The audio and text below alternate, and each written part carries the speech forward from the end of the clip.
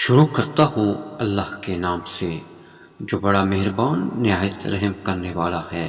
حضرت سالم رضی اللہ تعالیٰ عنہ اپنے والد سے روایت کرتے ہیں، رسول اللہ صلی اللہ علیہ وآلہ وسلم نے فرمایا، جو شخص تھوڑی سی بھی زمین ناحق وصول کرے گا تو روز قیامت اسے 7 زمینوں تک دسایا جائے گا۔ فرمایا کہ مسلمان کا بھائی ہے، کسی مسلمان کے لیے حلال نہیں ہے کہ وہ اپنے بھائی سے اپنے سامان کا ایسا عیب چھپائے کہ اگر خریدار کو اس کا پتہ چل جائے تو وہ اس چیز کو چھوڑ دے۔